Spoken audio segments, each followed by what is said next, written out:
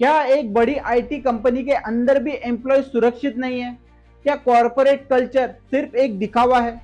नासिक के Tata consultancy services यानी TCS centre से सामने आया एक मामला जहां सपनों के पीछे छिपे हैं हरासमेंट, प्रेशर और सिस्टमैटिक फेल्यूर के आरोप। तो सवाल सीधा है, क्या हमारी बहन बेटियां सच में सुरक्षित है या कॉरपोरेट दुनिया की सच्चाई कुछ और ही है? मैं Harshal Bhusari, political researcher end game of power book का ऑथर, हमारे इस चैनल पर आपका स्वागत करता हूं। तो जल्दी से इस चैनल को सब्सक्राइब कर लीजिए एंड बेल आइकॉन पर क्लिक कीजिए। 25 मार्च 2026 एक तारीख जिसने कई सच्चाइयों को उजागर कर दिया।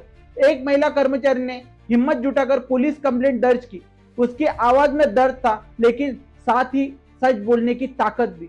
उसने बताया उसके साथ सेक्सुअल हैरेसमेंट हुआ, उसे बार बार इमोशनली मैनिपुलेट किया गया और उस पर रिलीजियस प्रेशर तक डाला गया। शुरुआत में यह सिर्फ एक कहानी लग रही थी, लेकिन धीरे धीरे सच सामने आने लगा। 7 और महिलाएं आगे आई, एक पुरुष कर्मचारी ने भी अपनी आप बीती सुनाई और फिर मामला एक शिकायत से बढ़कर बन गया एक बड़ा सच। कुल 9 एफआईआर दर्ज हुए। ये सिर्फ आरोप नहीं थे। गिरफ्तार किए गए आरोपियों में आसिफ अंसारी, शफी शेख, शाहरुख कुरैशी, रजा मेमन और तौसीफ अत्तार शामिल है। लोगों ने इसे कॉर्पोरेट जिहाद नाम दिया है। ये उस डर और दर्द की आवाज थी जो लंबे समय से दबाई जा रही है। इस केस में सिर्फ कुछ लोग नहीं, बल्कि पूरा एक पैटर्न सामने आया। कुछ टीम लीडर्स और एम्प्लॉयज पर गंभीर आरोप लगे, जैसे मिसकंडक्ट, हरासमेंट, रिलीजियस कन्वर्जन और ब्लैकमेलिंग एंड प्रेशर। लेकिन कहानी यहाँ खत्म नहीं होती। सबसे ज्यादा चौंकाने वाली बात यह है कि कुछ सीनियर मैनेजमेंट पर भी आरोप लगा कि उन्होंने शिकायतों को नजरअंदाज किया।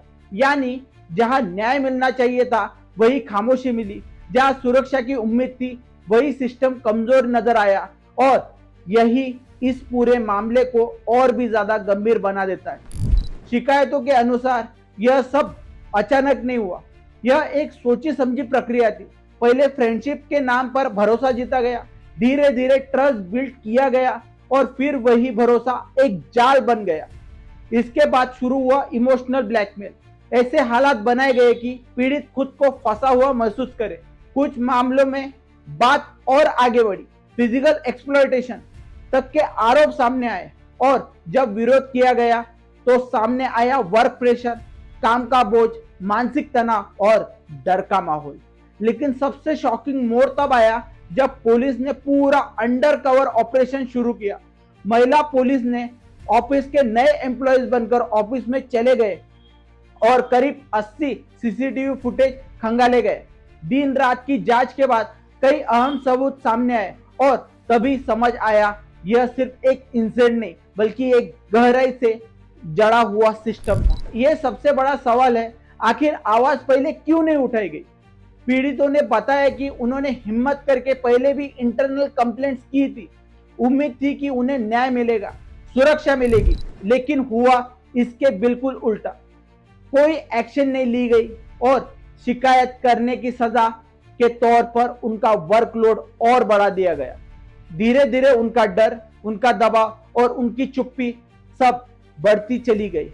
यानी समस्या सिर्फ कुछ लोगों तक सीमित नहीं थी, कहीं ना कहीं पूरा सिस्टम ही फेल हो रहा था।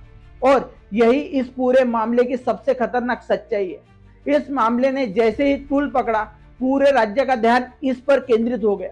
महाराष्ट्र के मुख्यमंत्री देवेंद्र फडणवीस ने साफ शब्दों में कहा, इस मामले में स्ट्रिक्ट एक्शन लिया जाएगा। इसके बाद प्रशासन हरकत में आया। पुलिस ने एसआईटी का गठन किया, जांच को तेजी से आगे बढ़ाया गया।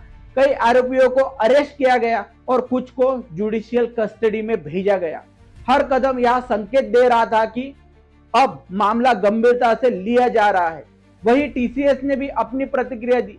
कंपनी ने अपनी जीरो टॉलरेंस पॉलिसी दोहराई, इंटरनल इन्वेस्टिगेशन शुरू की गई और जिन कर्मचारियों पर आरोप लगे कि उन्हें सस्पेंड कर दिया गया। लेकिन सवाल अभी भी कायम है, क्या यह कदम पर्याप्त है या फिर यह सिर्फ डैमेज कंट्रोल है?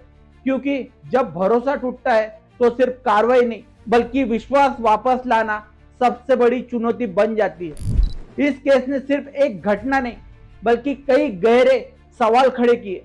क्या कॉर्पोरेट ऑफिसेस में विमेन सच में सुरक्षित है? या ये सिर्फ पॉलिसीज तक सीमित है? क्या इंटरनल कंप्लेंट सिस्टम वास्तव में न्याय देते हैं या सिर्फ एक औपचारिकता बनकर रह गए हैं? और सबसे अहम, क्या मैनेजमेंट की अकाउंटेबिलिटी कभी तय होगी?